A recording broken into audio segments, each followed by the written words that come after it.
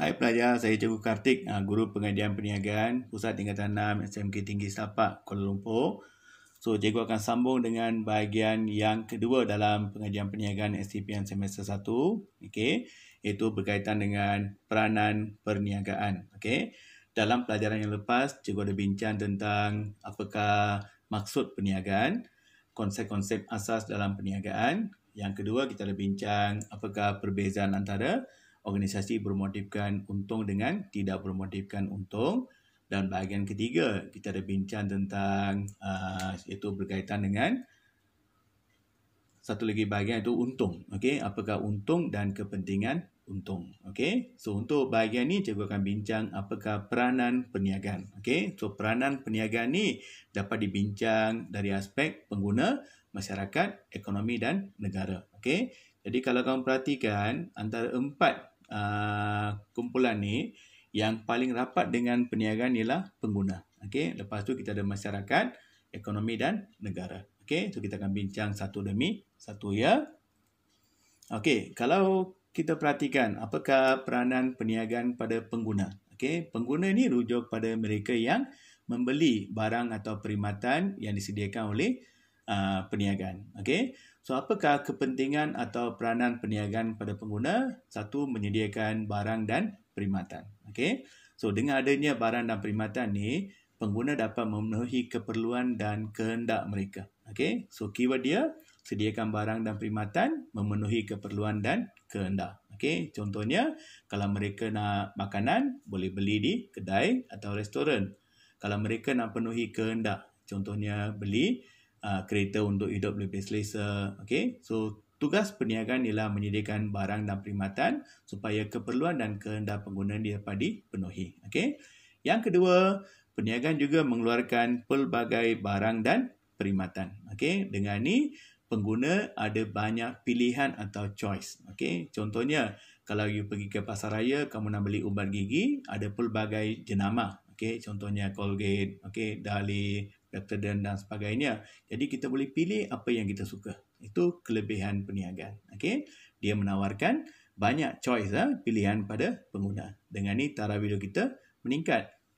Yang ketiga, perniagaan juga menyediakan barang dengan harga yang berpatutan, iaitu pengguna mampu beli. Okey, menyediakan barang yang berkualiti atau barang yang bermutu, selamat digunakan, iaitu tidak menjejaskan keselamatan pengguna, kuantiti yang sesuai dan tepat pada masanya. Okey, itu peranan perniagaan. Okey, pengguna ni beli dalam kuantiti yang kecil, jadi peniaga sediakan barang mengikut keperluan pengguna. Okey, tepat pada masanya, ikut musim. Okey, barang tu selamat digunakan and so on lah. Okey, jadi kalau kamu perhatikan point A, B, C ni ada kaitan dengan keyword iaitu barang dan perkhidmatan. Jadi boleh guna keyword yang sama. Okey, D menyediakan perkhidmatan lepas jualan, after sales service. Okey, contohnya menghantar barang, memasang barang, okey, khidmat pelanggan dan sebagainya. Itu peranan perniagaan pada pengguna. Okey, dan last one, pastikan barang dan perkhidmatan mencukupi supaya tiada gangguan bekalan. Okey, contohnya bila kerajaan umumkan PKP, ramai pengguna yang serbu kedai runcit kan, sampai bekalan roti, garam, gula, beras dah habis dah. Okey, so tugas perniagaan ialah pastikan bekalan mencukupi. Okey, jadi kalau soalan tanya apakah peranan perniagaan pada pengguna, ingat sediakan barang untuk penuhi keperluan, keluarkan barang supaya banyak pilihan pada pengguna, sediakan barang dengan harga berpatutan, khidmat lepas jualan dan pastikan barang cukup. Okey, ini peranan perniagaan pada pengguna. Okey, kalau soalan tanya apakah peranan perniagaan pada masyarakat? Okey, siapakah masyarakat? Itu komuniti yang tinggal di sekitar perniagaan. Okey, mereka yang tinggal di kawasan sesuatu perniagaan tu beroperasi. Okey, so apakah peranan atau kepentingan perniagaan? Iaitu menyediakan pelbagai barang. Okey, dengan ni masyarakat dapat memenuhi keperluan dan kehendak mereka. Okey, perniagaan juga mewujudkan peluang perniagaan, business opportunities. Okey, katakan di kawasan tempat tinggal kamu ni ada sebuah kilang perabot dibuka. Okey, bila kilang perabot dibuka, wujudlah banyak peluang perniagaan. Contohnya ada peluang untuk membekalkan kayu, peluang untuk menyediakan perkhidmatan keselamatan, security, okey. Peluang untuk membekalkan kemudahan internet, okey. Peluang untuk selenggara bangunan. Jadi banyak perniagaan wujud kerana kewujudan kilang perniagaan tersebut. Okey. Contohnya kita boleh bekalkan bahan mentah and so on lah. Okey. Perniagaan juga menjalankan tanggungjawab sosial. Dia bantu masyarakat. Contohnya bagi derma, sediakan beasiswa, okey, sediakan program latihan untuk belia. Itu tanggungjawab sosial perniagaan pada masyarakat. Okey. Pembangunan masyarakat setempat. Bila banyak aktiviti perniagaan wujud di kawasan berkenaan, pihak kerajaan akan pastikan ada kemudahan yang lengkap untuk perniagaan itu beroperasi dengan lancar. Contohnya bekalan air, jalan raya, okey, sistem internet yang baik dan sebagainya. Jadi secara tak langsung, masyarakat di kawasan berkenaan tu lebih bangunlah, lebih maju kerana ada banyak kemudahan. Okey. Dan kemudahan ni wujud kerana adanya aktiviti perniagaan. Okey. Dan mereka juga menjalankan perniagaan yang tidak menjejaskan kualiti alam sekitar, okey, menghormati sensitiviti agama, bangsa, budaya dan sebagainya. Okey. So ini peranan perniagaan terhadap masyarakat. Okey. Kalau soalan tanya apakah peranan perniagaan terhadap ekonomi? Okey. So antara peranan ialah meningkatkan pendapatan kerajaan atau pendapatan negara. Okey, sebab perniagaan ni banyak membayar cukai. Okey, contohnya cukai jualan, cukai pendapatan, cukai excise, okey. Dan cukai ini menjadi sumber pendapatan pada kerajaan untuk menyediakan pelbagai kemudahan awam pada rakyat. Okey. Dan perniagaan juga wujudkan penempatan baru. Okey, bila aktiviti perniagaan ni semakin berkembang, maka wujudlah banyak kawasan-kawasan perumahan di sekitar kawasan perniagaan tersebut. Okey, wujud penempatan baru, meningkatkan kemudahan awam yang cikgu bincang tadi, iaitu pengangkutan perhubungan yang lebih baik di kawasan berkenaan dan juga dalam ekonomi. Okey. Contohnya kalau kamu perhatikan pantai barat semenanjung Malaysia, ada banyak lebuh raya, pelabuhan, okey, sistem internet yang baik sebab banyak aktiviti perniagaan ni bertumpu di kawasan pantai barat berbanding dengan pantai timur. Okey. Mewujudkan industri sokongan. Okey, industri sokongan ni atau dipanggil industri sampingan, iaitu menyediakan aktiviti uluan dan aktiviti hiliran. Okey.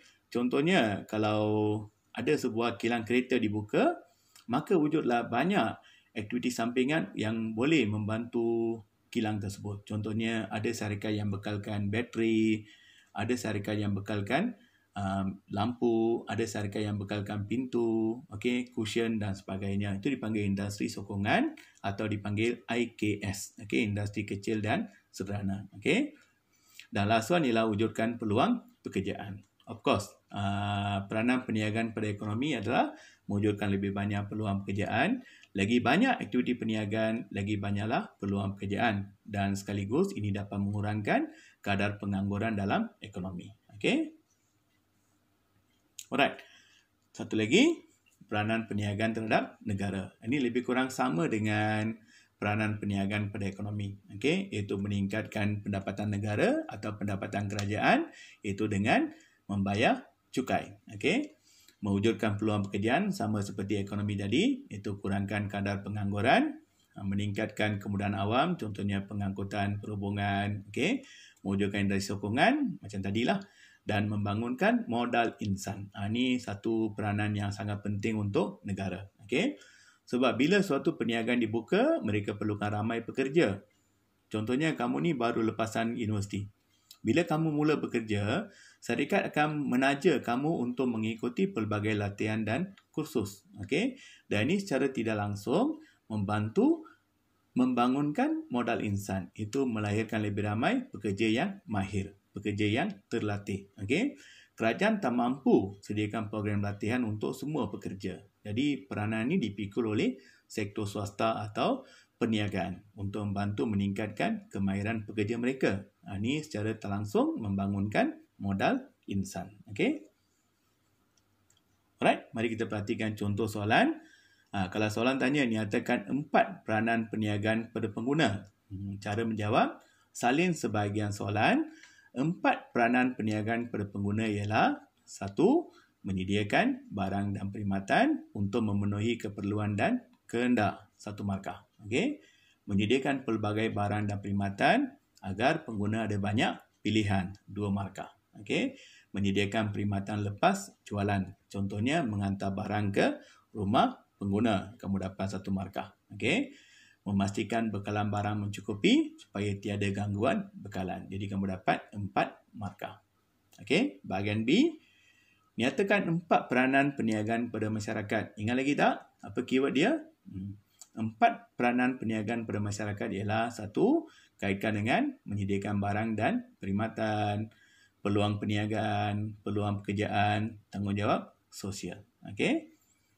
Uraikan 3 kepentingan perniagaan terhadap ekonomi sesebuah negara. Yang ni dia kata uraikan. Jadi bagi 1 fakta dan 1 uraian. Okey. Contohnya menyediakan peluang pekerjaan. Uraiannya dapat mengurangkan kadar pengangguran. Jadi kamu dapat 2 markah. Okey. Okey, itu saja untuk hari ini ya. Jadi kalau perlukan maklumat tambahan, bolehlah kamu layari blog Cikgu Kartik. Okey. Jangan lupa subscribe, like dan share. Okey. Harap apa yang cikgu sampaikan ni bantu kamu. Jika ada sebarang kemuskilan atau soalan, bolehlah kamu komen ya. Okey, bye.